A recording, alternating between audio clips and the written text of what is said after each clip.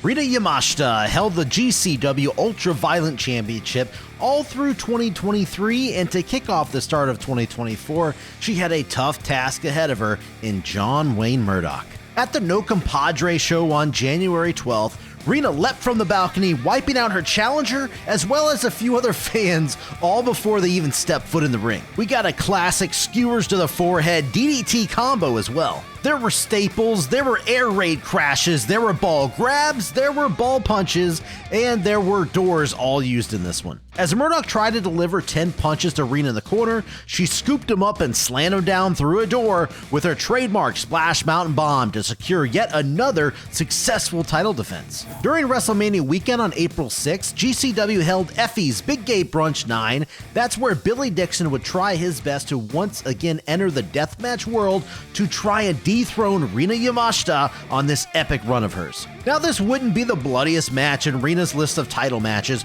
but we did see some stiff chair shots and a rough-looking landing through a door. Rina would land a big splash after a chair shot to the head to close the door on Billy's chances. This marks an insane 19th straight successful GCW Ultraviolent title defense for Rina, who has held the title now since August 13th, 2022.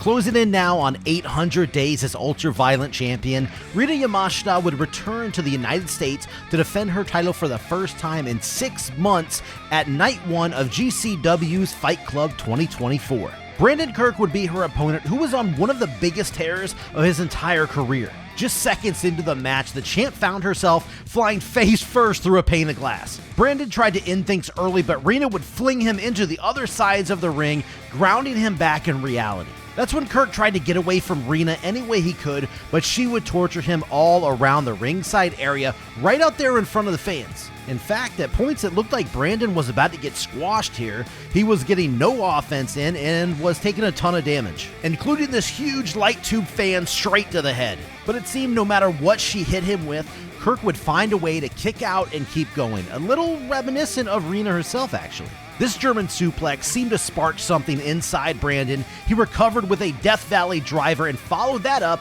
with a decapitating lariat. But you know as well as I do that's not going to be enough to take the belt away, and she would eventually hoist her challenger up into the air just as she's done so many times before and connect with the Splash Mountain Bomb. But Kirk shot his shoulder up off the mat, which I think was the first time anybody's kicked out of that during this title reign. She tried to follow that up with the testicular claw, but Kirk wasn't playing that and laid her out again. He jerked Rina up to her feet and planted her down onto her neck with the Psycho Driver Fuck Your Life. He did it! We've got a new GCW Ultraviolent Champion! So after 792 days, Rina Yamashita is no longer your GCW Ultraviolent Champion. What a historical run this has been, and most likely it will not be forgotten. But now it's up to Brandon Kirk to keep that momentum going and make a memorable reign of his own. On November 16th, 2024, Brandon Kirk entered the 9th Nick Gage Invitational and would be putting his newly won GCW Ultraviolent Championship on the line in every single round. And in round 1, he would face some stiff competition in Dr. Redacted, Tommy Vendetta, and the deathmatch legend himself, Tank. With this 4-way ending in one fall, Brandon would not even have to be pinned to lose the title he just won, so he had to be extra careful here. As he does, Dr. Redacted used himself as a human weapon several times during this thing, and with everything that was going on here, I have to say I lost count of all the light tube headbutts, but I can tell you there was plenty going around. I like how a scaffold was pulled out, which Tank started to climb, but wisely he changed his mind. Redacted would be crazy enough to jump up onto that scaffold, and due to this oversight from Vendetta, he got a hold of his trusty trash can and would use it to wipe out all 3 of his opponents. The always crafty Tommy would save himself by flipping these forks over on his chest, forcing Redacted to end up driving them into his own with this frog splash. Now this light tube barrage would end up practically knocking Tank out of the match, while the Popper Bat did the same to Redacted. With Kirk and Vendetta the last 2 men left standing, Tommy tried to incorporate his trademark Legos to finish the champ off, but Brandon reversed it with a devastating Psycho Driver Fuck Your Life. Brandon Kirk wins, moving on to round number 2 with his Ultraviolent title.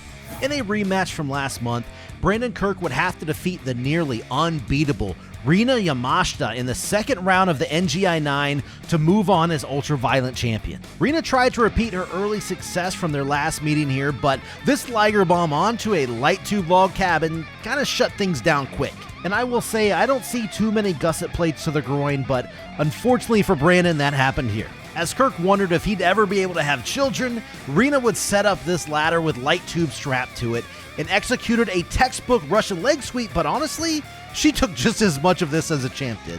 She would follow that up with a splash from the top, but Brandon rolled right through it and drove her down with a brainbuster, which only fired the former champ up even more. But that flame would be extinguished with this lariat here, I think. She was able to counter his Psycho Driver Fuck Your Life with a nice DDT, but she took too long setting up for a massive splash mountain in the corner. Brandon was able to counter her and bring her crashing down headfirst through this table with a pile driver. That's the 3 count right there, and Brandon Kirk has done the unthinkable, beating Rina Yamashita in back-to-back months as he heads into the final round. So going into the finals of the NGI 9, Brandon Kirk already has defended his title against technically 4 different opponents, but now he has to focus his attention on Sawyer Wreck, who he already knew would be retiring on this night and walking into her last match. To start things off, Kirk would be woman-handled as Wreck would use her size and strength to just toss Brandon around the ring. I mean, just look at this beautiful 2-handed chokeslam here. Eventually, Kirk would get some offense in, but a lot of these light tube shots barely affected Wreck. It seemed like every time the champ would try to mount some type of comeback, Sawyer would shut him down and just lay him out. I will say she did make a major mistake by setting up all of these chairs, because if you know Brandon Kirk, you know this never works out in your favor. He landed a Psycho Driver Fuck Your Life, but no, she would then immediately choke slam Kirk down into a large bundle of tubes and pin him. And there you have it, Sawyer Wreck wins the Nick Gage Invitational 9 and ends her short but badass career as the GCW Ultraviolent Champion. With her retiring, she would vacate the title after the match, but of course, Atticus Cougar would run in and ruin her speech. But that's it, folks. That is where the Ultraviolent Championship run ends in 2024. It's vacated, and it's looking for a new champion. The H2O Danny Havoc Hardcore Champion Bam Sullivan would face the monumental task of defending his title in H2O's first Cage of Hell match on January 13th. Bam's 5 challengers would be the Killdozer himself, Mouse, Neil Diamond Cutter, Alex Stretch, and Jimmy Chondo Lion. This would be chaotic all the way through, seeing everybody dish out and take plenty of punishment, including this Tower of Doom. There would also be elimination rules, however, and the first person sent packing would be Alex Stretch, who fell through a crazy contraption to the floor after being decked by the Killdozer. I probably should have mentioned that this would be pinfalls, submissions, and hitting the floor that gets you eliminated. There was a double elimination on tap next as Neil Diamond Cutter hit his rolling DVD onto Chondo through even more fuckery on the outside. Mouse would be double teamed and slammed face first into an exploding side of the cage. Oh, no. Oh, shit! Oh, no! Holy shit! Needless to say, he was promptly eliminated, leaving it down to just Bam and Tremont. Bam countered a DVD to spear the Killdozer through a pane of glass, where he scored the 3 count and the win. On February 17th at H2O's Causing Havoc event, Bam Sullivan may have bitten off more than he can chew after claiming he was going to defend the Danny Havoc Hardcore title through each round of the Unlucky 13 tournament. In the first round, he did just that by outlasting Christian Ross, JB Anderson, and Lady Blakely. Things were looking bright for the champ at first, because in round 2 he would take on a bitter rival of his, Jimmy Chondo Lion. Even after tearing their bare feet apart, Bam was looking to coast into the finals, but a low blow followed by his own championship belt to the skull, that would cost Sullivan everything. Chondo shocked the crowd by winning the title for the first time in his career. Now, if Jimmy wanted to leave tonight with the Danny Havoc Hardcore Championship, he would have to get past Neil Diamond Cutter in the final round. The lights were dimmed down for an electrified light tube death match. Even though Chondo would punish and berate his challenger for most of the match, Neil dug down deep, finding that fighting spirit we all know he has. To his credit, Chondo would get his shoulder up after this rolling DVD, but Neil grabbed the first thing he could find to wrap around his opponent's throat, and it happened to be an extension cord. he proceeded to choke out the champ to win the H2O Danny Havoc Hardcore Championship for the first time in his career, and he would also be taking home the first deathmatch tournament win in 2024. On March 8th at H2O show titled Praying, Neil Diamond Cutter would try to defend his newly won Danny Havoc Hardcore World Championship against the wrestler creature double feature, Mouse. I'm telling you right now, everything under the sun was used in this title match. I mean, just look at the ring. And kind of as you would expect, Neil caught Mouse in several different mouse traps. Mouse would definitely get his fair share of offense in here, but after this rolling DVD onto a shopping cart, Neil would land himself his first successful title defense. With WrestleMania season here, Australia's own, the smash hit, Joel Bateman made his way to New Jersey to join Colby Carino in challenging Neil Diamond Cutter for the H2O Danny Havoc Hardcore Championship. Competing head-to-head with Raw, this would all be going down at Monday Night Death 5 in the main event. There were tons of light tubes and carpet strips being used here, but the champ said screw that and just felt like slamming a cinder block into the knee of Bateman. Don't worry though, he would get his revenge. In fact, the champ was having a rough night as all three of these guys were firing on all cylinders. There was a lightning quick ending here where Joel dropped Neil with a tiger driver onto a chair, took an exploding shot to the head, followed by Carino laying him out with an assault driver onto a pile of cinder blocks. And then Neil drove Colby down into Bateman with that rolling DVD. What a match here, folks. Neil Diamond Cutter pinned both men to walk out still your Danny Havoc Hardcore World Champion. H2O held its fourth Hustle Cup on April 2nd, and that is where UK's hottest deathmatch wrestler, Lou Nixon, would be making his H2O debut. And this debut would be a big one because he would be challenging Neil Diamond Cutter for his Danny Havoc Hardcore Championship.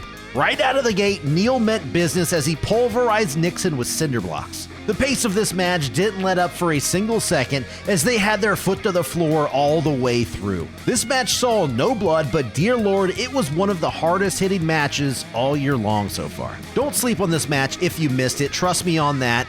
Neil landed his rolling Death Valley driver onto a stack of cinder blocks to put his challenger away for the 3 count. On April 13th, Jimmy Chondo held his first and probably only event called Running Off the Door. On that show, he would have Neil Diamond Cutter set to defend his H2O Danny Havoc Hardcore title against Low Life Louie, AZK, and Anthrax. In a match that saw thousands of thumbtacks, tons of different sharp objects cutting through skin, and some cinder blocks, we almost had this thing end with a finger poke of doom. Anthrax almost manhandled his way to victory, but took too much time bringing chairs into the ring, allowing Neil to recover and hit that rolling DVD as well as the Honey Badger Splash to take home the win. Painted Red Entertainment hosted a no-ring deathmatch event on April 20th. Neil Diamond Cutter brought his H2O Danny Havoc Hardcore title to defend against a man he knows quite well, Alex Stretch. Neil had a hard time dealing with the king of the no ring, as Stretch came close a few times to becoming the new champion. After destroying nearly every item in the room, Alex would pile everything on top of each other to deliver that final blow to Neil. The next thing he knows, the champ hoisted him up into the air and drove him down onto that debris with that rolling DVD. That is all she wrote, folks. Neil Diamond Cutter retains. I want to do a quick shout out to both Andy Roach and Painted Red Entertainment for the footage that you guys just saw in this one. At H2O Panic Switch on May 11th, former Danny Havoc Hardcore champion Brandon Kirk was looking to get his title back against the current champion, Neil Diamond Cutter. The champ did his best to ensure we won't have any little Kirks running around H2O anytime soon. That is when things started to turn sour for Neil though. It looked like this pile driver was going to be the end of Neil's reign, but he managed to get his shoulder up. And then this pile driver happened, and Neil still managed to kick out. That fighting spirit of the Honey Badger appeared too much for Kirk as Neil countered with a massive rolling DVD onto a pile of chairs and dropped that cherry on top with one final splash. Great comeback win here for Neil Diamond Cutter as he keeps the title in his possession. June 22nd, night 1 of H2O's 8th anniversary show, it saw Neil Diamond Cutter put his Danny Havoc Hardcore Championship on the line against Anthrax, who has had this opportunity before, but never in a one-on-one setting. This Saul Reborn deathmatch saw each competitor handcuffed to the top rope as they were forced to dig through thumbtacks to find the key to escape. After finally breaking free, Anthrax quickly overpowered the champion. And I don't think you can have a Saul Reborn deathmatch without an actual Saul. A rolling DVD and lion salt would not be enough to keep Anthrax down for the 3. It would actually take this knockout shot with a skillet. He walks away with the win, but this would only be the start of a tough weekend for Neil. The very next night, Casey Kirk returned to action for H2O for night 2 of their 8th anniversary show to challenge Neil Diamond Cutter for that Danny Havoc Hardcore title. The ropes would come down and be replaced with barbed wire, as the boards would also be exposed for this brutal main event. We got to see a little bit of everything here. I'm talking chairs, more chairs, light tubes, more light tubes, more chairs and more light tubes, ladders, staple guns, bear traps even, and we got thumbtacks which were shoved into Casey's cheeks. They would both take a nasty spill through a cluster of tubes set up on some chairs. After each of them spent every bit of energy they had, Neil snatched Kirk up and dove out of the ring, smashing through a door and pane of glass with that rolling DVD. With this win, Neil Diamond Cutter already has 8 successful title defenses in just 5 months. The Honey Badger took the H2O Danny Havoc Hardcore title over to Detroit on July 27th to take on the Detroit Punk himself, Chuck Stein, at Flophouse Wrestling's No Fucks Given 2 show. In a staple Dicks Rules match, which I did say correctly by the way, the winner would have to staple 7 dicks onto their opponent to win the match. I also want to say I love the on-screen graphics that they use to help keep track of all of these dicks. Even as somebody stapled a dick, it would show up with an on-screen alert. Man, that's just fun stuff all around. It looked like Neil was going to run away with this win, jumping out to a 5-1 dick lead at one point. But Chuck dug down deep to make a comeback, landing a multi-dick spree. It would actually come down to the wire at a score of 6-6 with only 1 dick left to be stapled. Sadly, the camera missed the actual stapling, but as Chuck held Neil up for a DVD, the champ was able to drive one last dick into Chuck's forehead to secure himself the win. Like I said though, this was a fun match all around, and I believe one of the most unique Unlucky 13 staple gun matches that you're going to find out there. Man, talk about a crazy July. On the 28th, Neil Diamond Cutter came back to H2O to defend his Danny Havoc Hardcore title against the deathmatch veteran, Low Life Louie. So yes, this match did feature a good amount of ultra-violent objects like carpet strips, cinder blocks, ladders, skewers, chairs, and canned bats, but just like Neil's defense the night before against Chuck Stein, dicks also came into play, but this time, only one was used. Louis showed plenty of fortitude in this match, surviving a nice tornado DDT into a ladder, and he also hulked up for a bit, but in the end, the Honey Badger laid a pane of glass across his chest and put it into the match with one big splash. After that 3 count, Neil locked down another successful title defense under his belt, putting an end to a wild July. In August, Dale Patricks made his return to H2O for the first time in 2 years, fresh off his tour in Japan with Baka Gaijin, to challenge Neil Diamond Cutter for his Danny Havoc Hardcore Championship. This would be the main event of H2O's Sanitarium event, and who would have thought this would have started out with a hug? The pleasant times wouldn't last forever though, as several headshots were ready to be delivered. No, seriously, brains were scrambled on this night. These two gelled perfectly though, seeing some brutal cinder block shots, massive body slams, massive power bombs, and massive tiger drivers. Yeah, it wasn't an easy night for the defending champion, that's for sure. Pay attention to this Russian leg sweep onto a shopping cart. After the impact, they rolled over and the bottom slammed into Neil's eye. Not long after that, we almost witnessed a murder with this DVD to the outside. No! You don't see too many wrestlers survive the Honey Badger splash, but then again, you don't see many wrestlers survive Dale's chokeslam, but nobody wanted to stay down here. But the end finally did come with a rolling DVD onto light tubes and a cinder block, as well as one last Honey Badger splash, just to make sure. In my opinion, you just got one of the best Danny Havoc Hardcore title matches on the year, right here between Neil Diamond Cutter and Dale Patricks. At H2O Hustlemania 7 on September 7th, the only 2-time Danny Havoc Hardcore champion, Bam Sullivan, would get another crack at that belt against Neil Diamond Cutter, who has looked absolutely unstoppable all year long. He would draw first blood on Bam, but nearly had his ribs crushed with this face plant through a couple of chairs. Several more light tubes would come into play, but this was not going to be a good night for Neil when it comes to chairs at least. Jawjacking with the fans almost cost Bam the match, but he would counter Neil in amazing fashion with a couple perfectly placed strikes into some tubes. Luckily for the champ, he would have some countering to do of his own, driving Bam down through multiple light tubes with 2 rolling DVDs. Neil Diamond Cutter would come flying down off the top rope with that Honey Badger splash, putting an end to Bam Sullivan's hopes of leaving a 3-time champion. For the first time ever, the H2O Danny Havoc Hardcore Championship would be defended in North Carolina at Sean Henderson Presents Beyond Good and Evil on September 13th. And the man challenging Neil Diamond Cutter for his belt would be North Carolina's own Donnie Ray. Donnie found out just seconds into this match as a cinder block was hurled his way, he would be out of his element just a little bit. But I will say, Donnie Ray could take a beating. Look at these carpet strip shots, and by God, look at the shot of these cinder blocks just disintegrating over his back. I don't think I've seen this many bottle caps used in a match before, and look at the instant blood drawn from this gusset plate being driven into Neil's skull. And ditto here for Donnie. It's hard to find somebody out there who uses a staple gun more destructively than Neil Diamond Cutter, and we also would get back-to-back doors being shattered in corners of the ring. Donnie Ray really isn't known in the deathmatch world, and you're probably finding out about him right here for the first time, but I'm going to say this right now. This is a match you need to jump on over to IWTV and go check it out in full. The rolling DVD onto forks combined with that Honey Badger splash, yep, that would be enough to lock in the win for the champion.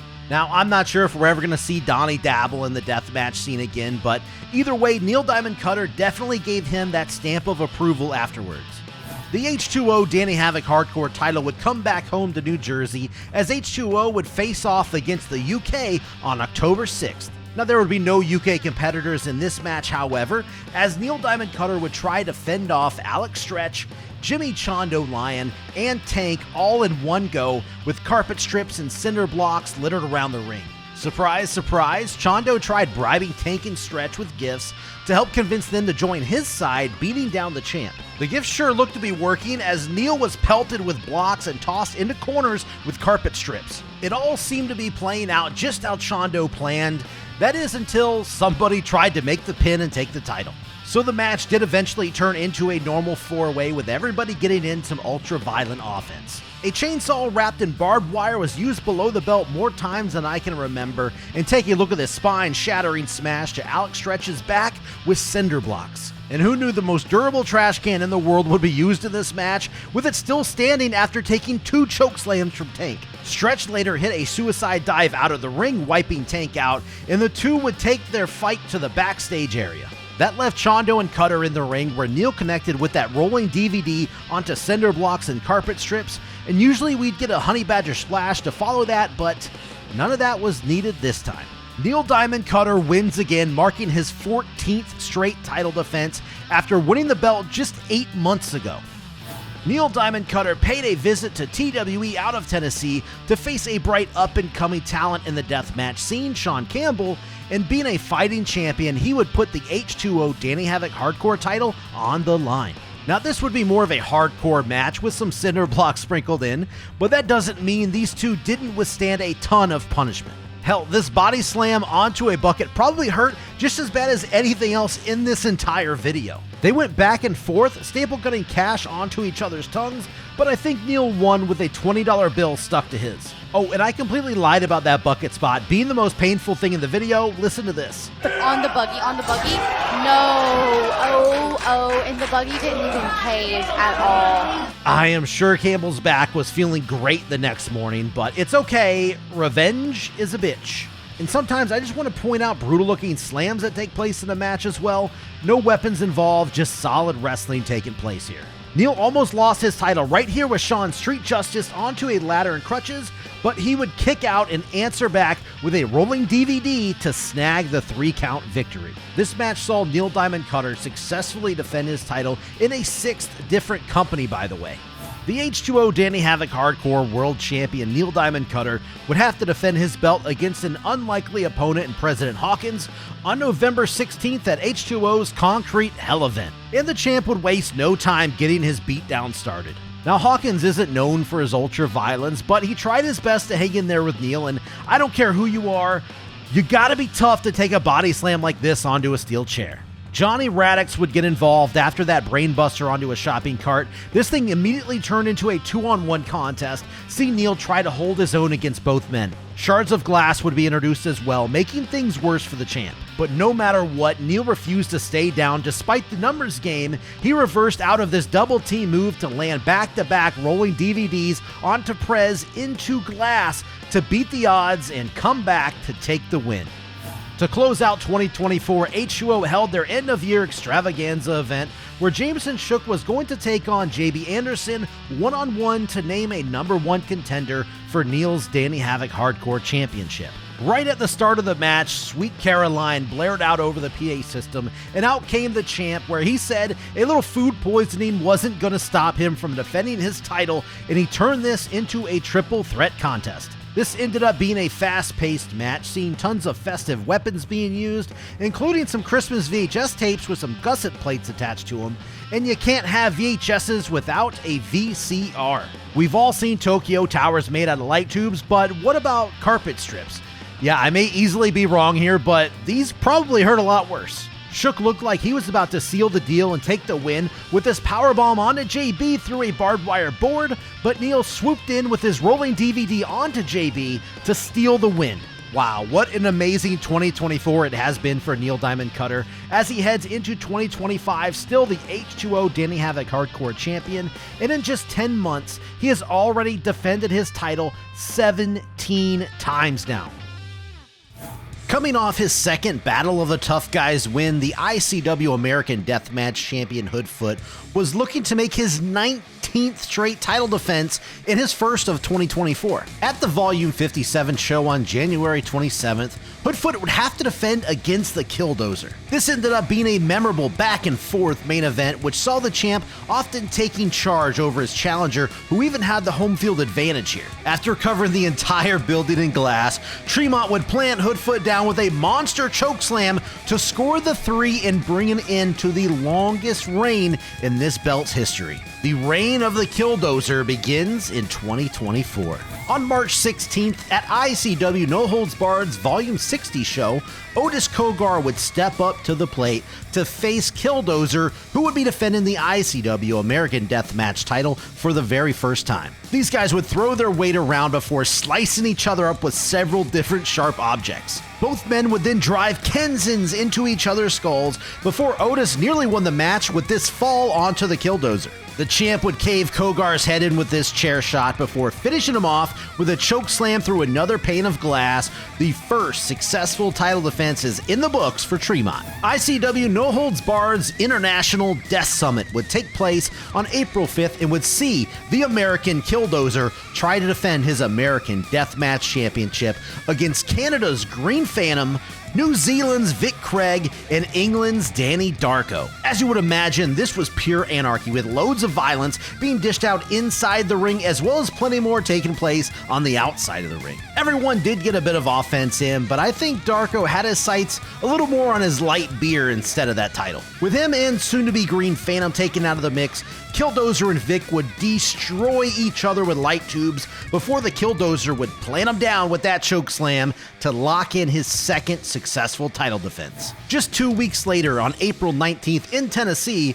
the Killdozer would be putting his ICW American Deathmatch title up yet again, but this time against Brett Eisen, and this time inside of a cage. Now this all went down at ICW No Holds Barred's Pit Fighter X 19 show, and boy was the crowd behind Brett the whole way in this one. These headbutts would bust each competitor open, but it was Killdozer's fork that really cranked open those blood faucets. Doors would also be on the menu as they each got put through one. The Killdozer would conceal a cinder block, which he used to block a strike from Eisen, and then promptly chokeslammed him onto a door to pick up another 3-count win. The ICW American Deathmatch Championship would be on the line the very next night at the Volume 62 show, but the Killdozer would not be defending his belt. That is because the Bulldozer, Matt Tremont, decided to show up instead. His opponent would be a dear friend and a man looking to make a statement, and that would be Cody Manhorn. Cody came out like a house on fire, but would crash and burn back down to earth. I've been doing this for 17 fucking years. Come on, Cody. When I say Tremont beat the hell out of Cody, I don't want you to think I'm mistaken here. Through most of this match, I worried for his life. But after each and every devastating move, Cody kept getting up and moving forward. And for a split second, it looked like he had the major upset win, but this gigantic choke slam followed by a Death Valley driver onto tubes, that would put an end to Cody's last-minute rally. This was an emotional match for both of these guys, and most of all, it was fun to watch. On the last show before ICW No Holds Barred's hiatus, the Killdozer was back to defend the American Deathmatch Championship on the Volume 63 show against 440's Atticus Kogar. Some cinder blocks would shatter the back as well as the ankle of Kogar, but when some carpet strips only drew laughter from the Killdozer, Atticus broke out his trademark yellow skewers. He then converted the champ into a human pincushion. When Atticus got his hair tangled up in this barbed wire board, Tremont had no problem helping him out with that. This huge choke slam should have been the end to the match, but of course 440 showed up and had to save their buddy. They would deconstruct the ring, leaving nothing but a death trap. Everything just kept breaking down. After kicking out of this brain hemorrhage, Kogar skewered referee Shiny Shoes and just chucked him out of the ring. We would get one last brain hemorrhage onto the exposed ring, but the champ wouldn't stay down. As a last resort, Atticus grabbed the excess chains and choked Tremont out. We have a new champion, ladies and gentlemen. Atticus Kogar and 440 leave ICW with the American Deathmatch Championship, just as ICW No Holds Barred goes on its hiatus. ICW No Holds Barred would return from their hiatus 5 months later as Atticus Kogar would try to make his first American Deathmatch title defense against the man he took that title from, Matt Tremont, at the Volume 64 show. Tremont got off to a hot start, dishing out a lot of damage with a fork, but this brutal chair shot with a gusset plate stuck to his head turned things around just a bit. That's when the skewers came out, and once again, Tremont was turned into a human pincushion. Tremont tried to mount a big comeback, but out came Otis Kogar once again, just as he did 5 months ago. I will say though, not even this Uranagi onto a nail board would keep the challenger down. The 2-on-1 wouldn't stop until the entire H2O locker room ran out there to help their boss. So back down to just a 1-on-1, this powerbomb should have ended the match, but 440's Bobby Beverly was next to interfere, stopping the count. And of course, during that distraction, Atticus rolled Tremont up from behind, taking the match, successfully locking down that first title defense. On November 9th, Homicide would return to ICW No Holds Barred to try to take that American Deathmatch Championship away from Atticus Kogar. This would end up being more of a hardcore brawl, which started in the ring, seeing both guys get solid offense in, but luckily Homicide was able to avoid those skewers. The fight would eventually find its way outside of the ring where they mauled each other amongst the fans, seeing Atticus laid out with a barrage of trash can lid shots. Even though he seemed to be abused on the outside of the ring, once they found their way back in, Atticus utilized a barbed wire bat trying to dismantle his challenger. And then out came Atticus's brother Otis to help, and even though he was taken out by a cutter, Atticus was able to take advantage of that distraction by shoving some skewers into the legend's skull. After seeing enough of this 2-on-1 from the Kogar brothers, out came Danny DeMonto to straighten things out. Atticus would fall victim to a cop killer, but Otis was there to make the save before that 3 count. So out came Bobby Beverly next to try and lay Homicide out for good, but that still wouldn't be enough. Otis would have to come back in and drive Homicide through a door, now making this a 3-on-1 assault with Danny being left lane. One last brain hemorrhage, and that would be it. Even with this entire crowd booing him, Atticus Kogar once again defended his title successfully, with 440 by his side, of course. Horror Slam and ICW No Holds Barred teamed up on November 29th for the Volume 66 show. And that is where Malcolm Monroe III would be getting his first crack at the ICW American Deathmatch Championship, which is still in Atticus Kogar's possession, where his clear disrespect for that belt was on display for sure. We got some solid mat wrestling to start things off, followed by a suicide dive and quite a few nice looking counters. Don't worry, the Ultraviolence was on its way, but these two displayed plenty of build-up before that time came. The first door would be shattered when the champ was tossed face first through it in the corner, but guess who showed up? Yep, Otis Kogar charged in to help his brother out. MM3 would be slammed down through a pane of glass with a Uranagi and then took a lethal-looking powerbomb neckbreaker combo. To Malcolm's credit though, he would kick out at 2, and that's when Otis slammed Shiny Shoes right out of his shiny shoes in anger. Seeing enough of his tag team partner being assaulted, Tommy Vendetta ran out to help. They would actually take control here, setting a pane of glass up over Atticus, while Tommy slid the ref's IWTV referee shirt on. One big double stomp later, and Tommy counted to 3. It looks like we have a brand new champion. Or so we thought. Another referee came down to the ring saying this win was null and void and restarted the match. MM3 was looking to chloroform Atticus, but took a chair to the knee and then a brain hemorrhage. Koger went for the win, but no. Danny DeMonto pulled the ref, breaking the pin. Drama, drama, drama, people. Atticus connected with one more brain hemorrhage and then choked Malcolm out with his wrist tape to finally put his challenger away for good. We sure had a lot going on in this one, but Atticus still leaves with that belt. The very next night, ICW No Holds Barred held their Volume 67 show in Chicago.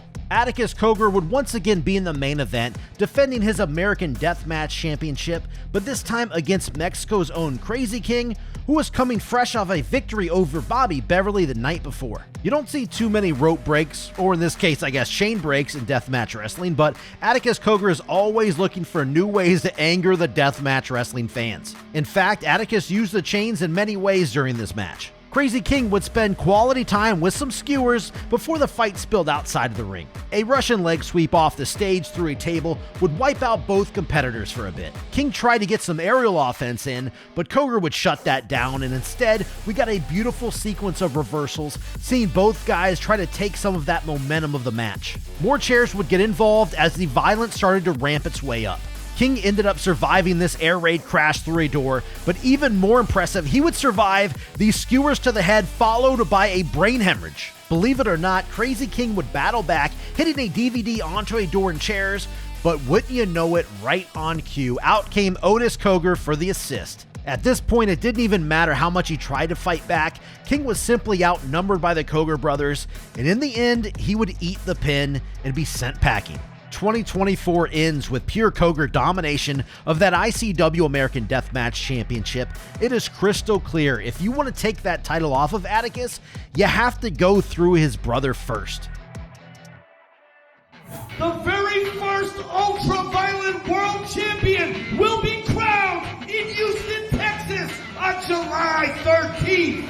On July 13th, Circle 6 would introduce their Deathmatch Championship to the world as AJ Gray, Bobby Beverly, Journey Fatu, and Oren Veit all battled to the near death to crown the first ever Ultraviolent Champion. Seriously, this would be a 20-minute war, seeing everybody get blasted with light tubes, and Fatu came into this thing thinking that he was a luchador at points, doing everything he could to throw his opponents off their game. He wouldn't be the only one taking flight though. At times, the action was all over the place. It was kind of hard for the production team to keep up with all this mayhem, and all four guys busted their asses here. And if I had to pick somebody, I think it was AJ Gray, who was really on another level that night. And I have no clue how the Bev got dumped onto his head and neck here and still continued the match. So the ending came after AJ Gray was hit with a light tube senton from Fatu, and Oren Veit shocked everybody with his strength, hitting an assault driver on Fatu, leaving just him and Beverly standing. Oren would try to hit a combo of suplexes on the Bev using ropes for leverage, but this reversal here cost Veit everything. Bobby hit his trademark Fisherman's Buster to pin Oren before anybody could jump in and break the count. History has been made here with Bobby Beverly becoming the first ever Circle 6 Ultraviolent Champion, taking out some of the best opponents that Circle 6 has to offer. 7, or Severe Violent Nature, would split off from Circle 6 to form its own deathmatch company, and the Circle 6 Ultraviolent Deathmatch Championship would be renamed the 7 Ultraviolent title, still held by Bobby Beverly, of course. He would be making his first title defense against Crazy King, who was making his 7 debut at the Cradle to the Grave show on September 21st.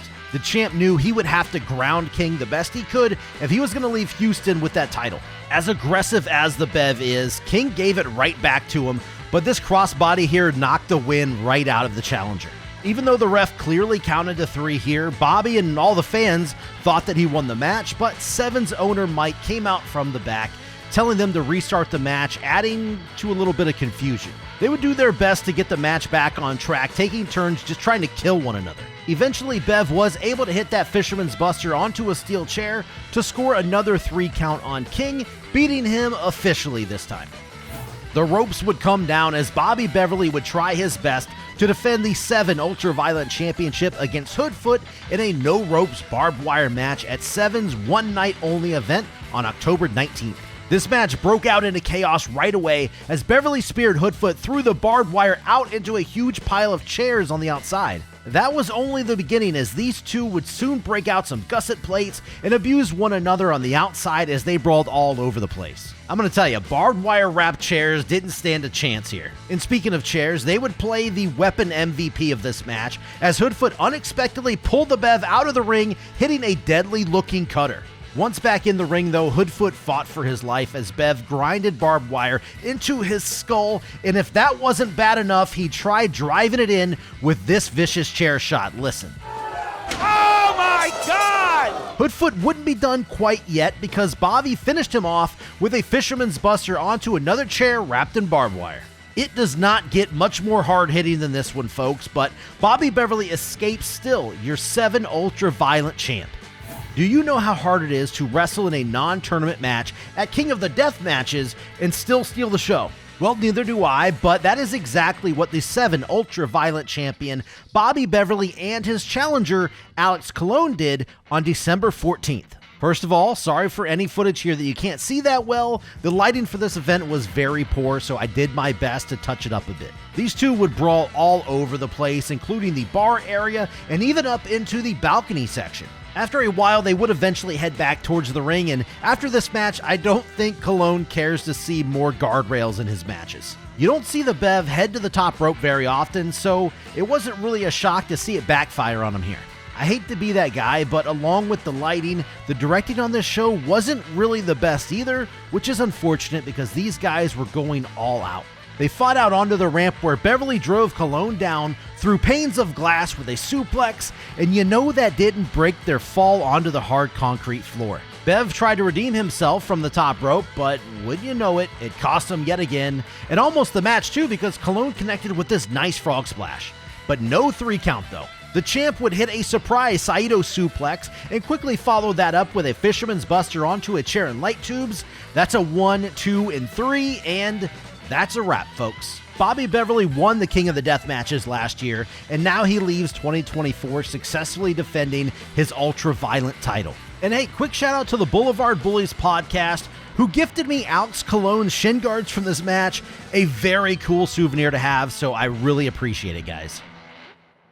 New Deathmatch title time. The first event for New Fear City in 2024 was titled Goodbye Cruel World. The main event saw a 4-way between Dominic De Niro, Kit Osborne, Casanova Valentine, and of course, Cruel. Now this was officially a 4-way, but a deal was clearly made here between Kit and Cruel. The match would be a ton of fun with action taking place everywhere in the building. Cass would be tossed off the stage through some doors and tubes, leaving De Niro to be laid out with a sickening thud. He tried to dodge the double teaming, but to no avail. Cruel watched as Kit pinned De Niro to win the match. And it wasn't until afterwards that Kit pulled out a title with his face on it and declared himself the new and first ever NFC No Ring Deathmatch Champion. February 18th rolled around, and along with it, another NFC No Ring Deathmatch title match. At Casanova Valentine's Day Massacre, the first and self-proclaimed champion, Kit Osborne, took on an unlikely opponent that's been trash-talking him,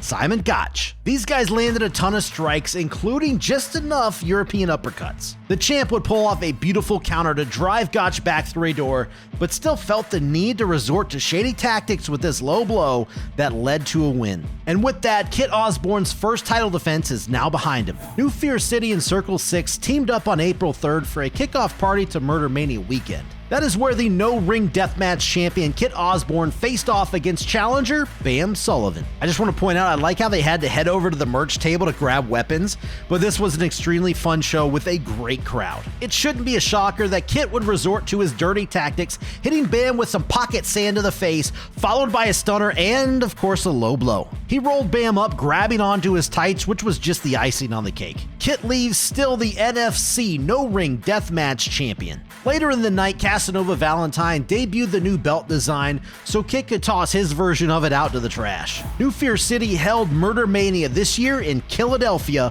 on April 5th. The first no-ring deathmatch champion, Kit Osborne, tried his best to avoid this match with Dominic De Niro, but it was inevitable. Jesus, look at the force these guys were using to obliterate those light tubes.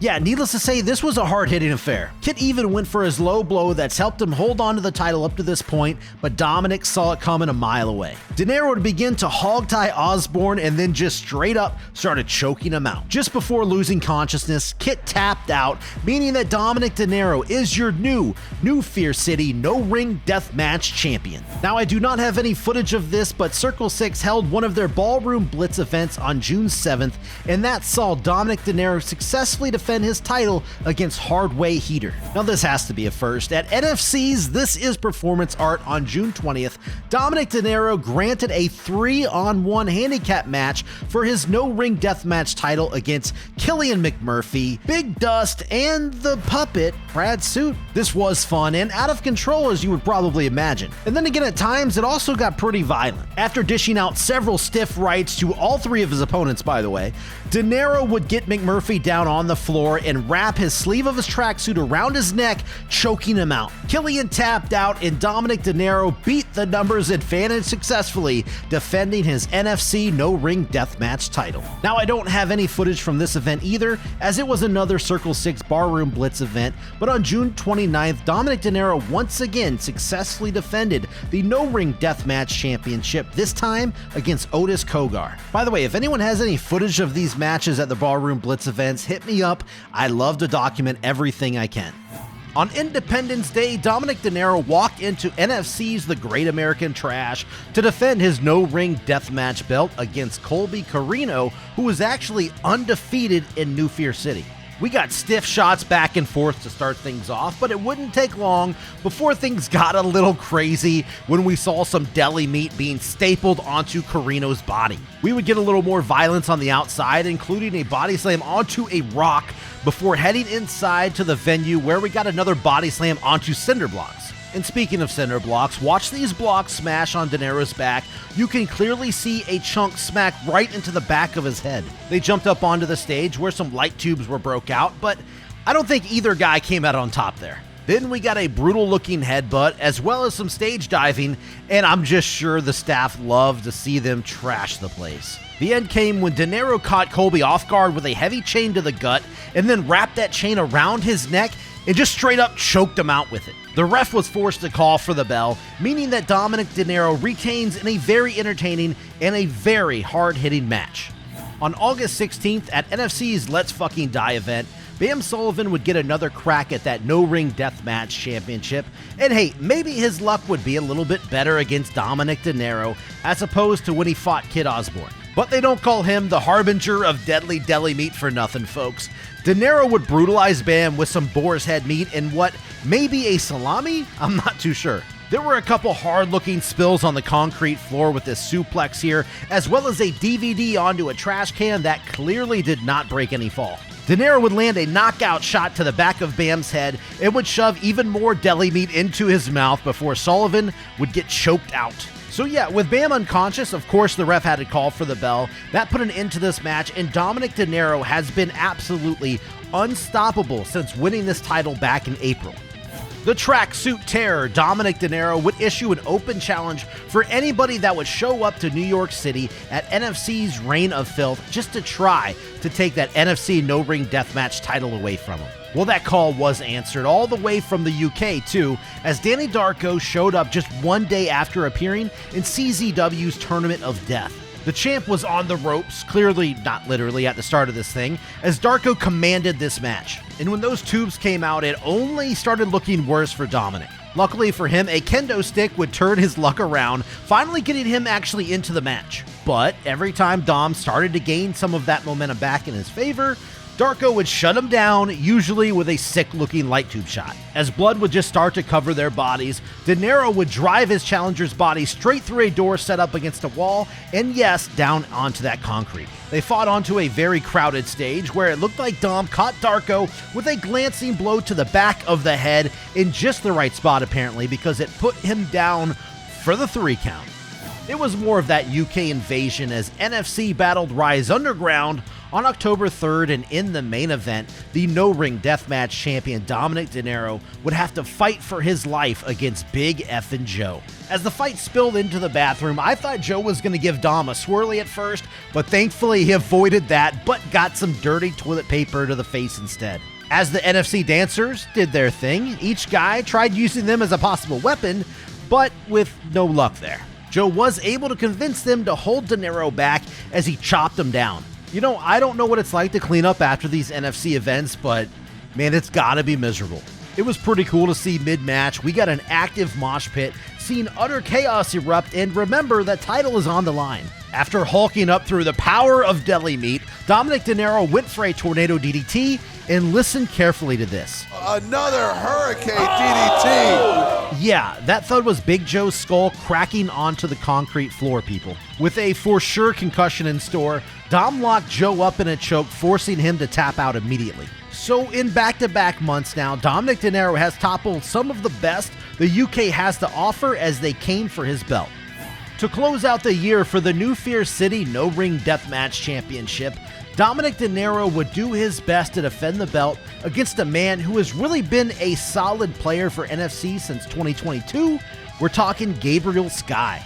This would be the main event of NFC's November Rain event, which saw both of these guys go to war for over 20 minutes. And I don't know about you, but watching this, it felt like these guys hated each other's guts. They were laying everything into one another big time. I mean, just look at some of these strikes. We've seen a lot of, fun matches early on in the no-ring deathmatch title history, but this has to rank up there so far as one of the most violent. I've been watching deathmatch wrestling for quite some time now, so I know this is a bold statement, but I don't think anybody swings a light tube harder than Dominic De Niro. Yeah. Oh, God! You want deathmatch? Let's go deathmatch, bitch. At some points, it seemed like Gabe was just running for his life as De Niro was just chucking pieces of tubes at him. The crowd would end up surrounding these two as they cheered on the violence. And just look at Dom's back, by the way. Blood just pouring out of him here. A low blow will slow anybody down, but this should have finished him off. And Gabriel wouldn't even attempt a pin here, knowing that he had to dish out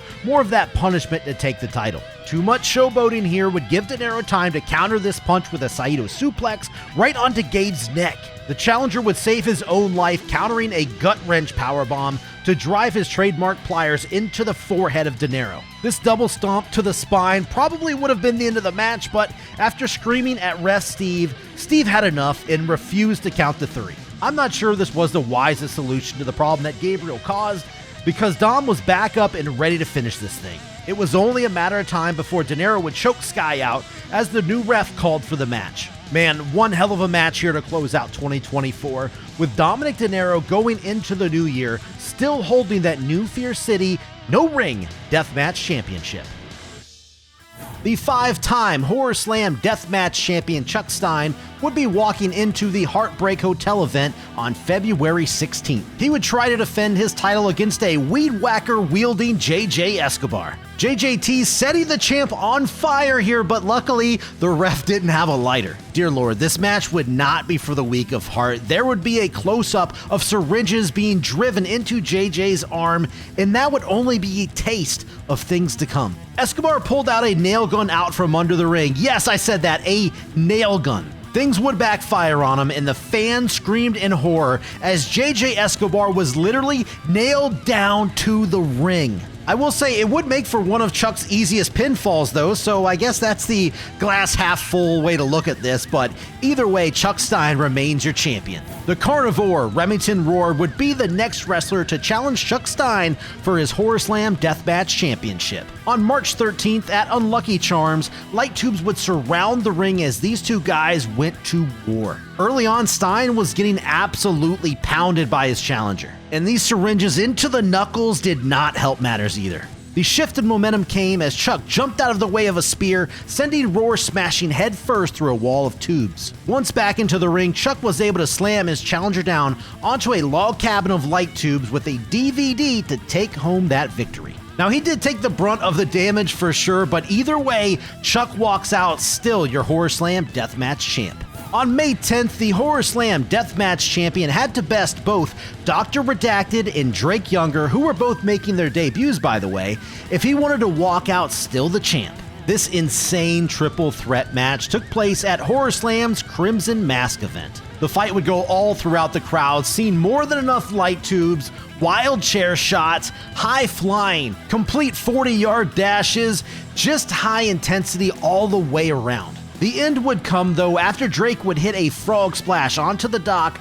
but Chuck would slide in with a quick roll-up on Younger, putting his full weight into it so he couldn't get out. Just like that, Chuck Stein retains in a big way. And heads up, I wish I had more than fan cam footage, thanks Dramatic Wrestling by the way, but I tried to go through Horror Slam's new streaming type service, but it just didn't work. The Iron Demon Shane Mercer returned to Horror Slam to challenge the Horror Slam Deathmatch champion Chuck Stein, who just eclipsed a full year as champion the month prior. And just as you expected, Shane Mercer put on a brilliant display of his strength throughout this match. I mean, this crutch that he used to choke Stein with didn't stand a chance, and neither did the champ's back being slammed onto a bed of nails. Oh, and did I mention Mercer's strength yet? Even though Chuck did take a beating, he wasn't the only one being slammed through wood. His fighting spirit was also on full display here. This light tube shot to the shoulder blade of Mercer cut him pretty bad, leading to massive blood loss by the end of this match. But this bulldog and these headshots wouldn't stop Shane from one last burst of energy. The ending didn't come off as great as they wanted, sadly, as Chuck drove Shane through a barbed wire door, but let's just say that he didn't get all of his trademark sling blade. But I guess it would be enough for Chuck Stein to pick up that 3-count victory, marking his 6th straight successful title defense. 15 months into his 5th Horror Slam Deathmatch Championship reign, Chuck Stein would put the title on the line against the man he actually won the belt from back in September of last year, Malcolm Monroe III. With this being a Miracle on 34th Street deathmatch, we saw plenty of holiday weapons of destruction to go around. The start was a little on the slow side as they walked all around the ring having plenty of fun as they just beat on one another. Things would pick up some, but besides a flash here and there, the champion took the overwhelming majority of the damage in this one. You may want to look away for just a second, but Chuck's trademark needles backfired on him as MM3 pinned his lip into the top turnbuckle and then drove some more through his eyebrows. Looking pretty much down and out, Chuck pulled out a miracle reversal in the corner for a spectacular Canadian Destroyer through a TV to secure that comeback victory. With this win, Chuck Stein begins and ends 2024 still your Horror Slam Deathmatch champion as he looks to build on this record-breaking reign going into 2025. And per usual, special thanks to Hardcam Frio for most of the Horror Slam footage you've seen in this video and a lot of my videos on this channel. Thank you and support him, guys. He does great stuff and it helps support the independent scene. Go check him out on YouTube. The WrestleRave Deathmatch champion Dmitry Alexandrov arrived at the X7 event on February 17th looking to defend against Uncivil Satu Jin. The whole first half of this match saw these guys brawling all over the arena with plenty of chairs, trash cans, and light tubes sneaking their way into this match. When I say light tubes, I mean quite a bit of light tubes, by the way. This powerbomb through a door wouldn't be enough to put Jin away, but after carving away at his forehead with this scissor bat and a couple more perfectly placed light tubes, Dmitry would roll Satu Jin up for the 3-count. Alexandrov looks to be starting out 2024 on the right foot. Joel Bateman made another tour to the United States from Australia to challenge Dmitry Alexandrov for his WrestleRave Deathmatch Championship at the Jack of All Trades event on March 30th. And what a main event we got as Joel did everything he could to go back home with that title in his possession. He targeted the limbs of the champ quite a bit, and despite this gusher from the scissor bat early on, he brought the fight to the champ on his own turf. No matter what though, Dmitry kept firing up until he brought Bateman off the top rope with his trademark maneuver down through a door and dozens of light tubes. Mark it down as another successful title defense for Dmitry Alexandrov. Even with WrestleRave going on hiatus earlier in the month, Dmitry Alexandrov was looking to defend the WrestleRave Deathmatch Championship at Midwest Territories' Paulcade 5 event. This took place on April 21st. With John Wade Murdoch being his opponent, this would be no easy task. Before the match, Murdoch noted that they really weren't allowed to get too ultra-violent on this show, so he enacted rejects rules, meaning there would, of course, be no rules. As you can see, though, this didn't quite work out the way he planned. Even after fending off multiple rejects, Dmitry was able to outlast all of the trash can shots and chair shots to allow Murdoch to nearly cripple himself. Alexandrov would drive his challenger down through a trash can to score the impressive victory. So with no future WrestleRave shows planned, we're just going to have to follow the deathmatch title and see what comes of it. 8 months later, on November 23rd, WrestleRave would return from their hiatus and hold the third Death Triad tournament. It would task Dmitry Alexandrov with trying to defend his title in each and every round. In the first round, he would be going up against a man he knows all too well, his United by Death tag team partner Insane, as well as Angela Armstrong, who doesn't step into the deathmatch world too often. And regardless of that, I will say Angela did a fantastic job here holding her own as she bled everywhere. This would end up being a 15-minute battle, seeing everyone get a solid amount of offense in. Maybe Angela got the most actually, but it looked like anybody's match throughout. The first elimination came with a bit of a faulty mousetrap contraption here, as Insane was pinned, taking him out of the tournament. It wouldn't be long after this brainbuster through a chair that Alexandrov would scoop Angela up and drive her down through some light tubes to finish her off as well. So Dmitry Alexandrov survives round 1 and will be taking his title into the finals.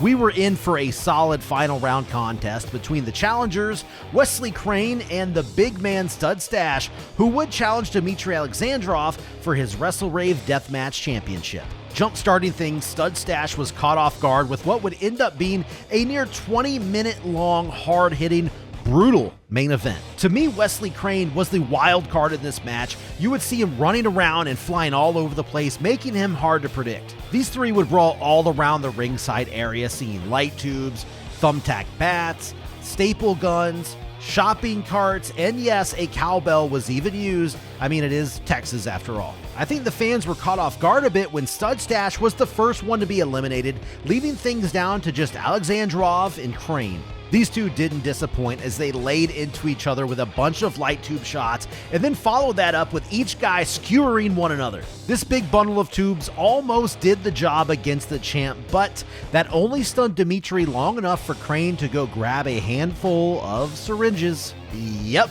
Wesley pinned Dmitry's hands down into the mat with all of those needles, leaving him exposed to even more damage. The champ would somehow foil Crane's plans on the top rope, hitting his trademark Emerald Flosion, but Crane sat up at the count of 1.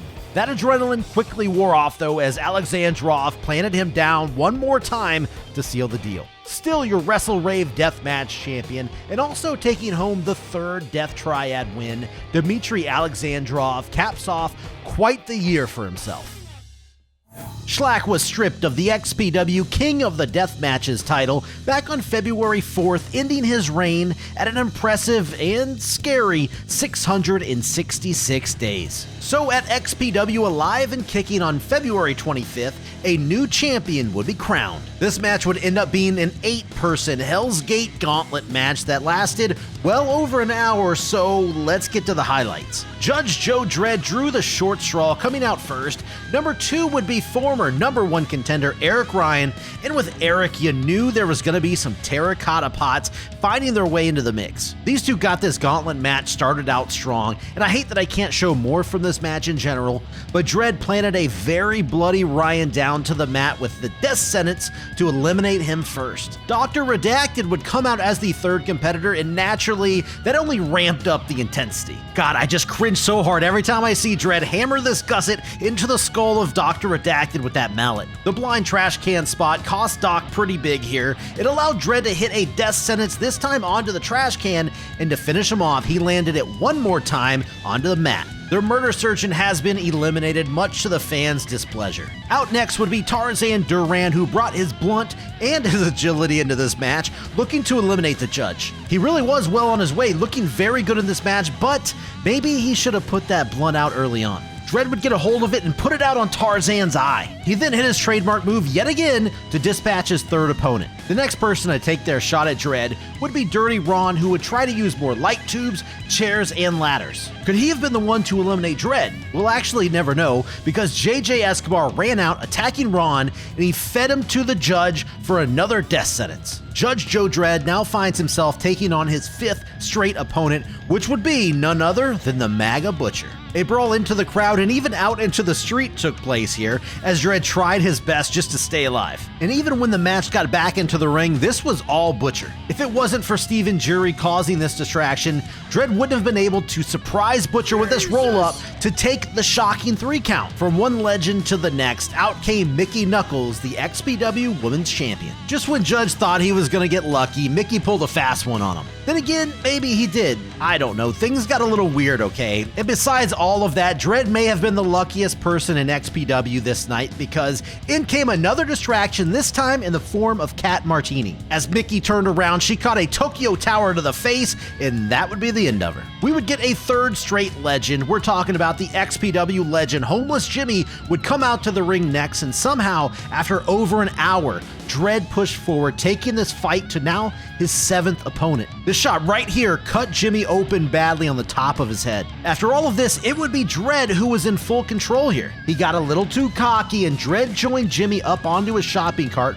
only to be driven straight down onto it with a massive DDT. Finally, that would be enough to put Judge Joe Dredd away. He made it all the way to the end, but fell just short. Homeless Jimmy leaves alive and kicking, the new XPW King of the Deathmatch Champion. On April 13th, Homeless Jimmy would put his King of the Deathmatch title up for the first time against his challenger, who would be the murder surgeon himself, Dr. Redacted. They would fight on the outside of the ring for quite some time, with each man getting his licks in. Redacted had no problem using himself as a weapon several times in this match. However, this swanton off the top was miscalculated, and Jimmy just moved out of the way. After crashing and burning onto the cart, Jimmy planted Doc's skull into it one more time to finish him off, meaning Homeless Jimmy is still your King of the Deathmatch Champion. IWA Deep South Heavyweight Champion Bryant Woods would make his XPW debut at an event titled Look What You Made Me Do on June 23rd. He would compete in a title for title match against XPW's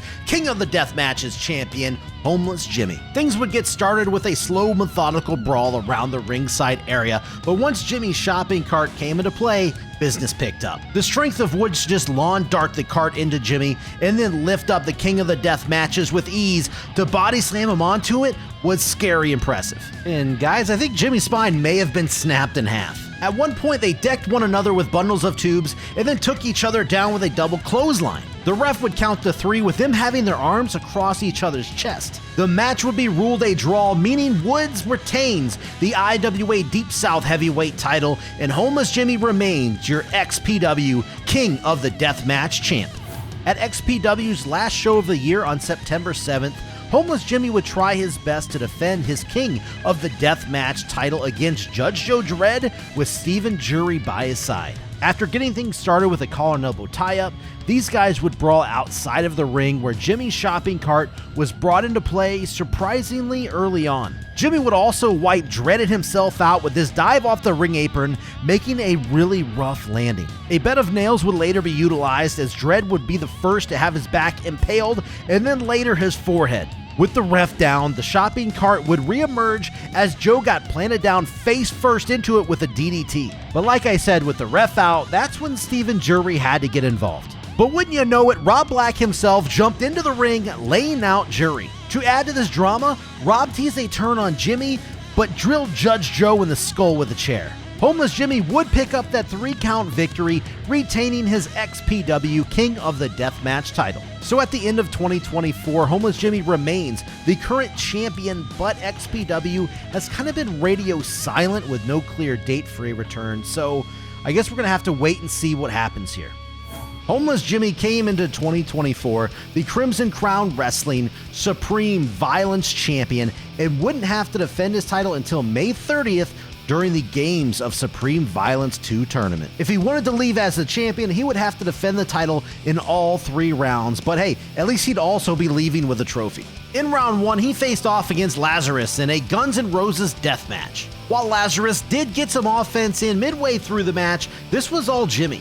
The champ would take Lazarus down with a drop toe hold onto some roses and immediately lock in a chokehold. He would just have to grind some of those rose thorns into the face of his challenger to get him to tap out. In round 2 of the tournament, Jimmy would have to defend the title against one of the top no-ring deathmatch wrestlers on the planet, Casanova Valentine. I think Homeless Jimmy took that as a challenge because they would brawl outside of the ring for quite a while. Ironically, Casanova didn't fully get in control of this match until they went back into the ring. With Jimmy's trademark shopping cart laying in the middle of the ring, the champ would end up driving Valentine's skull into the cart with a massive DDT to pick up the victory. Looking to make his 3rd title defense on the night, Homeless Jimmy made it to the finals of the Games of Supreme Violence 2 tournament to take on the returning deathmatch veteran Carnage. And right out of the gate, Carnage was slammed onto a literal bed of light tubes. They traded shots back and forth as blood drenched both of their faces. I do think Homeless Jimmy got the worst of the gushers, though I thought he may have died at one point. The champ looked to use his trademark shopping cart, which helped him get past Valentine in the 2nd round,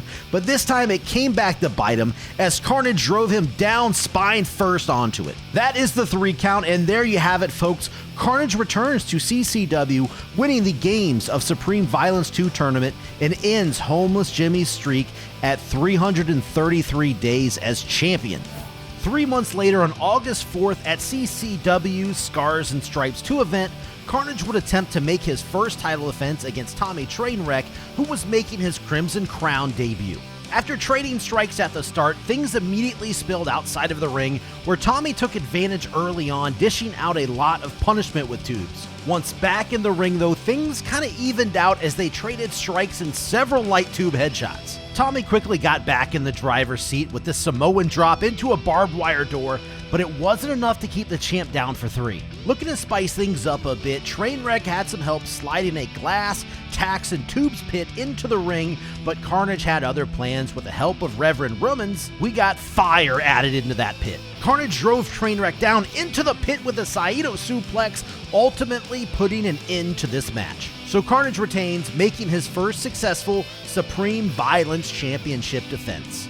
In the main event for CCW's Friday Night Brawl 3 on November 15th, Carnage would have one monumental task, trying to defend his Supreme Violence Championship against Michael Kruger. Just like in his first title defense, Carnage found himself on the wrong end of an early beating. Once outside of the ring, we saw both guys unleash with tons of light tubes, a barbed wire bat was brought into play, a crucifix gusset board was used, and we can't forget the underrated carpet strips. Oh, and yes, some fans' chairs were even used as weapons too. Carnage was an absolute bloody mess here, but he was able to drive Kruger down headfirst into a wooden side panel and light tubes. I also want to point out that the light tube stabbing was off the charts in this match. The ultraviolence would intensify once they got back into the ring. Carnage used a screwdriver on the eye of his challenger, as well as a pair of pliers on his fingers. This fisherman suplex into the barbed wire webbing could have been the end of this match, but it was only the start. Next, Kruger sent the champ flying through more wooden tubes with a German suplex. There would be another onslaught of light tube shots before this door was set up near the corner. Lighter fluid was applied, but somehow it wouldn't ignite. I don't know how that happened, but it didn't matter because Carnage brought Kruger crashing down from the top through that door. That would be it, folks. After a long and brutal battle, Carnage walks away still your CCW Supreme Violence Champion, and that brings an end to 2024 with that title still in Carnage's possession. On May 25th, Bam Sullivan was set to defend his Bloodstorm Pro Deathcore Championship for the first time since winning it back in November. At the show titled Enjoy the Violence, Bam found himself in a three-way elimination match trying to fend off Alex Stretch and Mouse. There would be no pinfalls or submissions in this one. The only way to win is by putting your opponents through a pane of glass to eliminate them. This double sliced bread didn't count for any eliminations, and unfortunately, Mouse ended up cutting his wrist pretty badly from it. Now, I did say this was a three-way match, but suddenly the Carver showed up, slinging Bam through a pane of glass, eliminating him from the match. He then slammed both Stretch and Mouse down through another pane of glass, so I guess somehow he wins the title? They say it's official. I mean, Carver won the Tri-State title earlier in the night, and now he's leaving with 2 titles in his possession.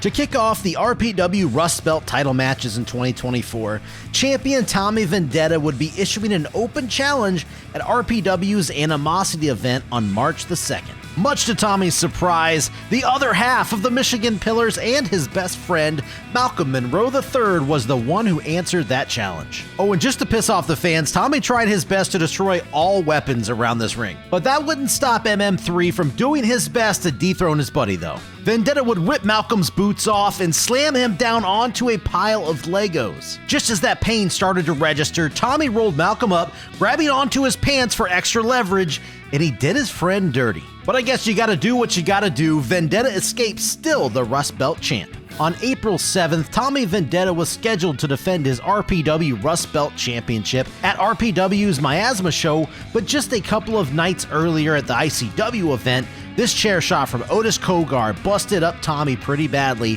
where he said he could not compete tonight. So defending that title in his place would be his partner, Malcolm Monroe III. Not an easy task though, because this match would be a 4-way, including the man that injured Tommy. We're talking Otis Kogar, Hoodfoot, and England's own Lou Nixon. Speaking of Nixon, his back would be cut up pretty badly from a light tube shot from Otis. Oh, and by the way, I gotta shout out Vendetta, who joined the match on commentary. Very entertaining stuff. And nobody. Oh my God! Darren, get over there. You gotta check on him. Darren, get over there. Check on him. Malcolm brought in Tommy's Legos and was about to seal the deal when Otis blasted him in the head with a bundle of tubes. With Malcolm flying off the ropes, he fell right into the chokehold from Nixon. MM3 is out cold, ladies and gentlemen. Lou Nixon takes the victory, and the RPW Rust Belt Championship is headed to England. The RPW Rust Belt made it to the UK for the first time on April 14th for KCW's Surprise You're Dead show. That's where Lou Nixon would be making his first title defense against Franco Fate. With the KCW Openweight title also on the line in this match, things would kind of end up being more of a strong style, a little bit of hardcore, rather than a full-on death match. We did see Franco wipe himself out on a table on the outside, but was able to recover and powerbomb Nixon through another door in the corner. It wouldn't be long before a bloody Nixon planted his knee into Fate's face with a go to sleep and then latched onto him with a rear naked choke. Fate would fade away, and there you go, Lou Nixon retains the Rust Belt Championship. We head to West Yorkshire in England on May 4th for Lou Nixon's next RPW Rust Belt title defense. Rise Underground held their 4th no ring, no rules event, and the person challenging Nixon in this Underground Fight Club rules match would be Dara Diablo. This would be another double title match because Nixon also happens to be the Rise European Deathmatch Champion. Lou's nunchuck light tubes were used against him, and later bottle caps were even used, which was kinda new to me. At one point, Leonardo Darwin threatened to cash in his check-in-the-mail briefcase to try and steal the title, but as Dara confronted him, he caught a swift kick, ramming the briefcase directly into his face. Lou pulled Dara down from behind into that rear naked choke, and he put Dara to sleep to retain both titles. Coming to you from Leeds, England, Rise Underground hosted the Miles Dad Show on May 31st. The RPW Rust Belt champion Lou Nixon came to the ring looking like a straight-up demon, as he would once again be putting his Rust Belt on the line along with his European Deathmatch title. Isaac North would be his challenger, and he was sporting quite a unique look himself. They would pummel each other with barbed wire, and speaking of that barbed wire, that would be the preferred tool of destruction in this match for sure. That is until the Weed Whacker was introduced. Violent Vendetta handed North a rag after dousing it in chloroform, but he dropped it after this head kick from the champ. Nixon covered his face with the rag as he also locked in his rear naked choke. Isaac North was out like a light, and that is the bell. Lou Nixon retains both of his titles yet again. TNT Extreme held their second Thrill Kill Deathmatch tournament on June 2nd, and in the first round, Lou Nixon was set to take on Tim Strange. Just before the match got started, Nixon announced that he would put the RPW Rust Belt title on the line in this first match. With this being a Taipei death match, we would see a lot of strikes as they drove glass into each other's flesh. We also saw some gusset plates come into play, as well as a good old-fashioned steel chair, and we got some high-impact slams in there too. But let's be honest, none of that matched the hot iron brand that Tim Strange had planned for Lou. A quick low blow would change everything, as Strange was the one who was branded with the TNT Extreme logo on his side. After that, a swift kick to the head should have ended things, but Tim shot his shoulder up at 2. He tried to steal the match back with this lariat, but Lou locked in a rear naked choke after kicking out, and the ref immediately called for the bell. Lou Nixon retains, and even though he went on to the finals of the Thrill Kill tournament, he decided not to put the Rust Belt on the line, and it's kind of a good thing because B.A. Rose would have been leaving the new champion. On August 3rd, Lou Nixon would once again be putting his RPW Rust Belt title on the line at Rise Underground Summer Sesh 2024. In a no-rope blood fight, Nixon would put out an open challenge for anybody to accept, and out came Joe Wade. Now, this would be a no disqualification match, but in all honesty, it wasn't really a death match, so I'm not going to spend too much time here. What I will say, though, is this was a good blood sport type match, seeing some nice hard-hitting strikes, and I was pretty impressed with the technical wrestling. This would be my introduction to Joe Wade, and I gotta say, I dug his work, and I hope to see some more from him in the future. A chair would be the only weapon to be used in this match, but Lou would catch Wade with it and quickly locked in that rear naked choke to secure himself a win. So like I said, not a death match here, but still a fun watch either way. Immediately after beating Joe Wade, out came Franco Fate, who Nixon actually made his first Rust Belt title defense, if you remember. Fate challenged Nixon to a match at Spooky Slam 2 months from now, but Lou had this to say. Fuck Spooky Slam, let's do it right fucking now! So with Nixon pulling double duty in another blood fight, these two started to just beat the hell out of one another. While their brawl did spill over to the bar area, I will say this also wasn't really a death match either. Of course, nothing really wrong with that, but I know you're watching this video for ultra-violence, and as entertaining as this match was, it really didn't have any. After doing his best to avoid a key lock from Franco, Lou would land some well-placed strikes to the head and once again latch onto his opponent's back with a rear naked choke. Franco Fate would pass out, giving back-to-back wins on the same night to Lou Nixon.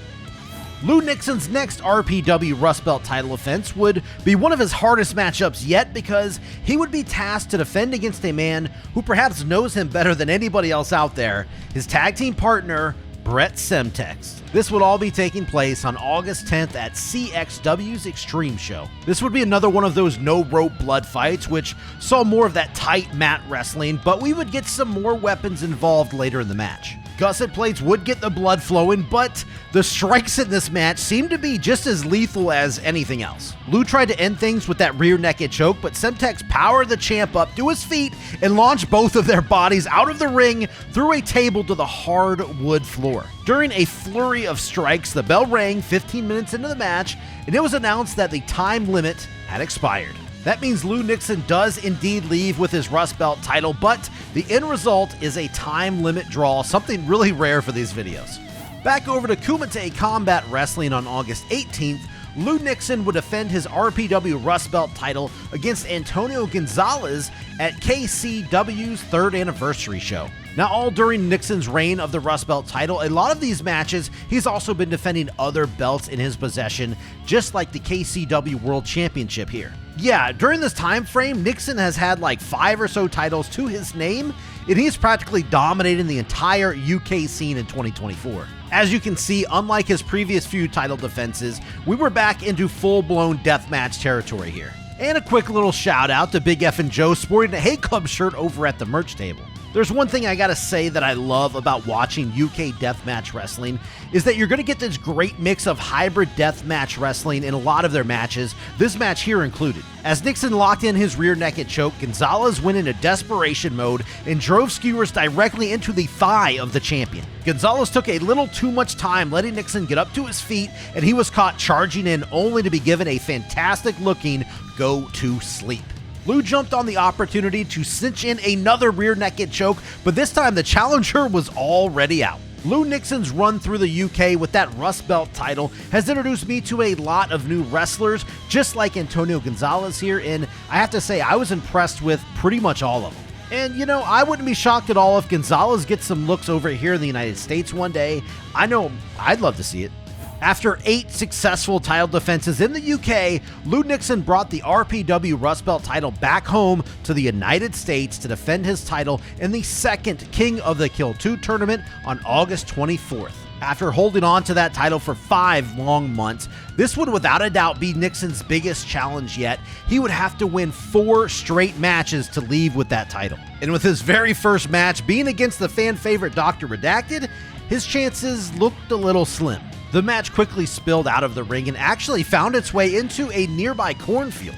Really, the whole first part of this match, the champ was getting pummeled by Redacted, who was in full control. As you would expect, though, as the fight found its way back into the ring, Nixon took over with a couple of German suplexes, but a stubborn door ended up frustrating both guys. Redacted eventually just had enough with it. And I feel like I gotta bring this up. The poor connection on the stream really hurt this match, ruining some of the best moments. So the end of the match came after Redacted landed his trademark frog splash, but while arguing with the ref, Nixon locked him up from behind and choked him out.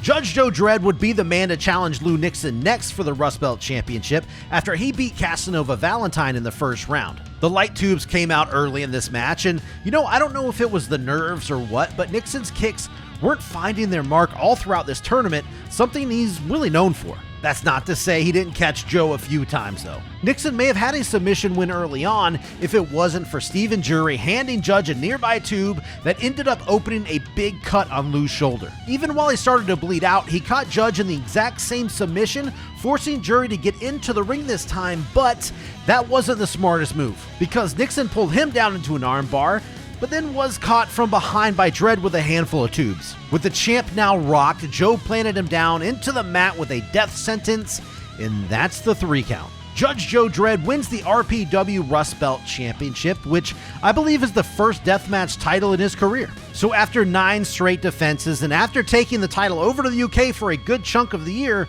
Lou Nixon's title reign has ended at 139 days.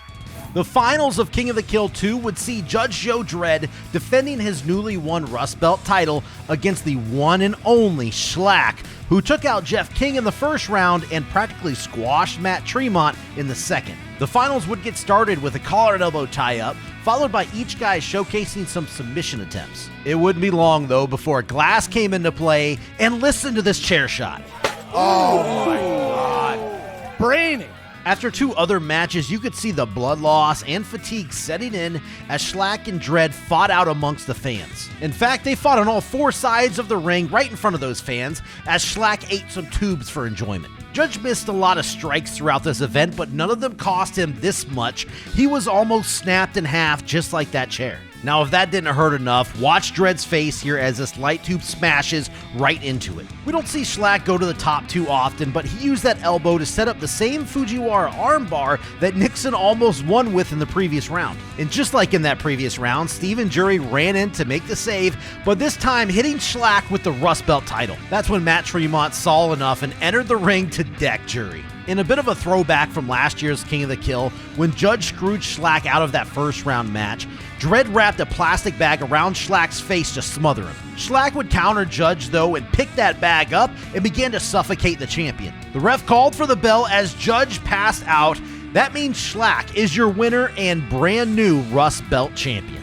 So the prize for winning the King of the Kill tournament is you get to face the fresh winner of last year's tournament. So out came Tommy Vendetta to face Schlack to defend his crown and perhaps win the RPW Rust Belt title in the process. And of course, Tommy would use a cheap shot to take Schlack out early and try to finish the champion off, who just finished wrestling 3 matches on the day. With the crowd going crazy over Vendetta for just wearing a long sleeve shirt, Schlack tried to pull it off only for him to have on another shirt underneath. After taking another barrage of light tubes, Schlack tried to pull that shirt off of Tommy only to have another shirt on underneath. That is when King Tommy completely obliterated Shlak with tubes here. I'm only showing you a fraction of the damage that was done, but somehow Shlak would just not stay down. Tommy pulled his own third shirt off, only to reveal, you guessed it, yeah, a fourth shirt. Taunting the fans, though, would prove to be a major mistake because Shlak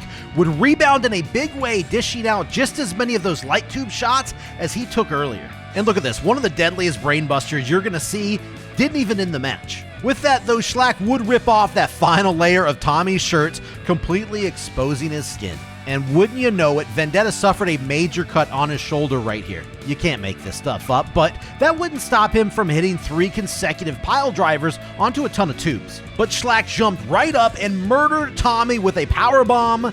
That is your 3 count and your match, folks. Tommy Vendetta has lost his throne and his crown.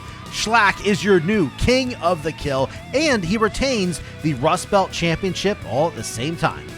At Ruthless Pro Wrestling's last event of 2024, Shlak would defend his Rust Belt title against the returning Japanese deathmatch star, Toshiyuki Sakuda. This would end up being a perfect display of raw power versus speed with, plenty of ultra violence mixed in, of course. They would trade light tube blasts just inches from the fans in the front row as they made laps around the ring. Some may not have expected the smaller Sakuda to control the early portion of this match, but driving in these long pins through Shlak's cheeks definitely made that happen. I mean, look at this. This match looked like an absolute horror movie at times. Don't worry though, fair is fair. Sakuda would get a rod shoved through his cheeks as well. I jumped out of my chair a couple times while watching this match. First right here when Shlak almost murdered Sakuda, and then again when he damn near did the same thing a minute later. Luckily, the challenger was able to continue and even excelled when some high risks came into play. We saw a beautiful looking senton with at least a dozen light tubes involved,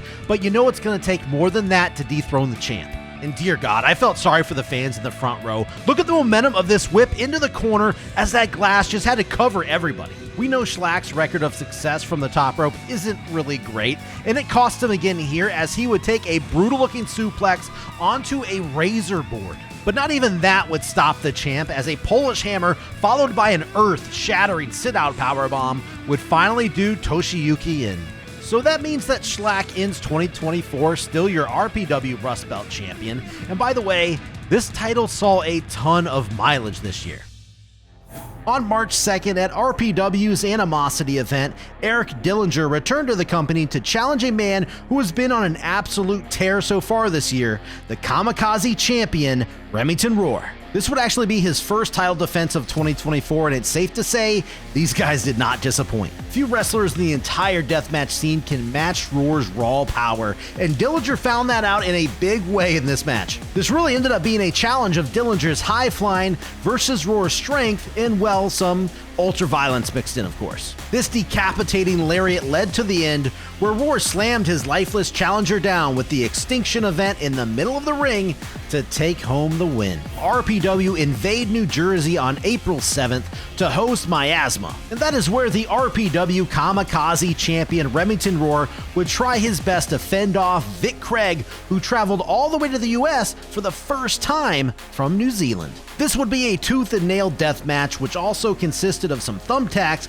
that were stuck into the tongue of Craig. And speaking of those nails, we got to see plenty being utilized here, including a full bed of them. To finish off his challenger, Roar would shoot Vic up for his trademark extinction event and bring him crashing down to the mat to finish him off. Roar's kamikaze reign continues as well as his hot streak. Ruthless Pro Wrestling teamed up with POR Wrestling to host Stuntin' on him on June 9th, and that is where the current RPW Kamikaze champion, the Carnivore Remington Roar, put his belt on the line against POR's Kamikaze. So try not to get that confused, but this would be a best 2 out of 3 falls light tube log cabin deathmatch. Kamikaze actually scored the first point with this double stomp, driving Roar down into that first log cabin. Roar would be able to tie the score up though with this razor's edge through another cabin set up in the corner of the ring. Things would only get worse for the current POR World Champion. Both men would then slam down through that next cabin at the same time, so they found themselves going into sudden death. As they made their way into the crowd, they came across a large cabin of light tubes, and that is where Roar would land his extinction event onto the tubes to bring a close to the match. Remington Roar pushes on, still your RPW Kamikaze Champion. RPW returned to Bourbon Eagles on July 20th to host its Scum of the Earth event. That's where the dirty white boy Chuck Stein would show up, with Will Carroll by his side of course, to challenge Remington Roar for his Kamikaze title. The challenger would take it to Remington Roar on the outside of the ring to start, even utilizing a grilled fork. But before long, two large gusset plates were stuck on either side of Chuck's mohawk, turning the tide for a little while. And look at this, that is a lot of salt and hot sauce poured right into those open punctures. Speaking of salt, don't worry, Chuck would get revenge with those gussets and salt too. There would be some nice back and forth action, but many were surprised when this slam onto exposed safety pins didn't secure the win for Roar. And I'm just gonna say it, Chuck should have stayed down because his trademark needles were shoved through his eyebrows as the crowd watched on in disbelief. At first I thought Will Carroll made a mistake by getting into the ring, but it did actually help Stein get an opening where he was able to hit a DVD, but he couldn't quite snag that 3 count. We would get some more syringes, this time through the lips, but Roar countered a second DVD with a brutal looking muscle buster through a door to get that win. This was a hard fought victory here for Roar as he leaves Chicago still with that Kamikaze title.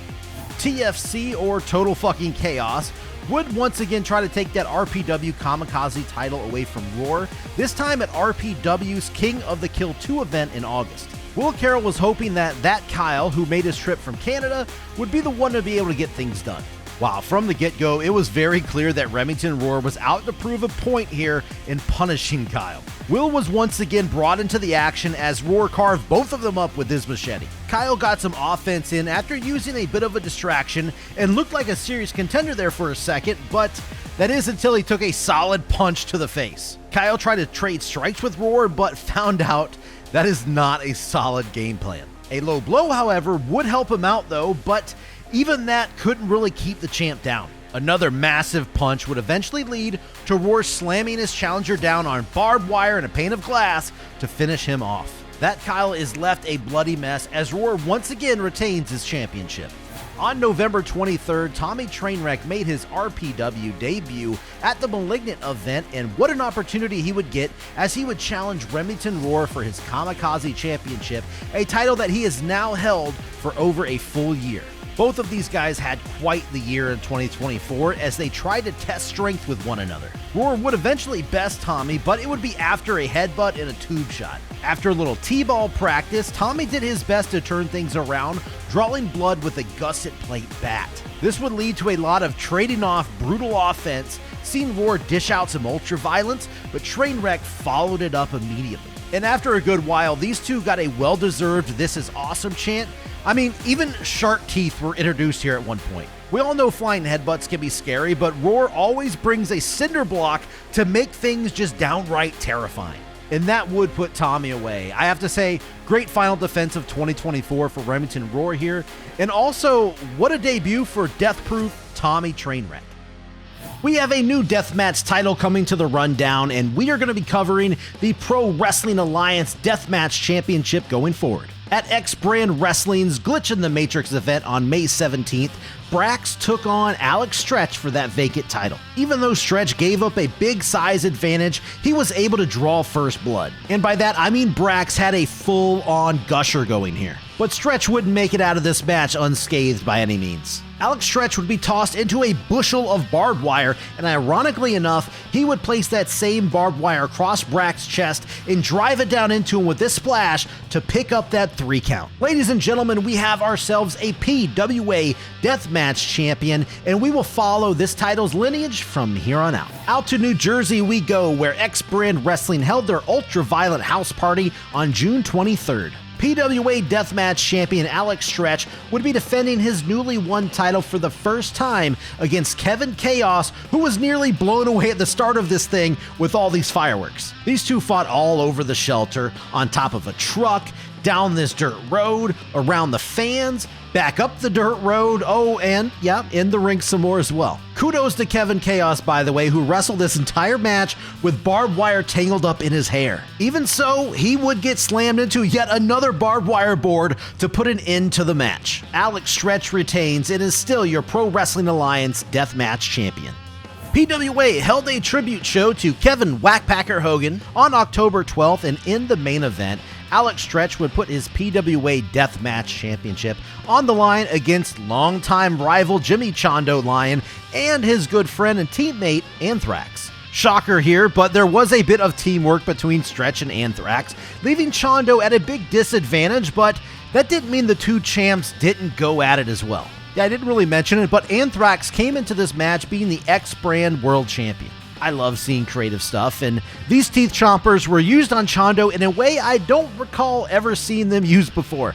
Stretch was drilled with a stop sign shot that should make Madman Pondo proud. So a bit of a bizarre ending came when Anthrax reversed an Irish whip into a barbed wire ironing board and followed that up with a DVD. So Jimmy kicked out of that, giving Alex time to leap from the top rope, driving a chair down into Chondo's shoulder. As Stretch made the cover, Anthrax just couldn't get there in time to break it up for some reason, even though nothing really happened to him there. But like I said, it was a little bit weird, but regardless, Alex Stretch remains your champion in October.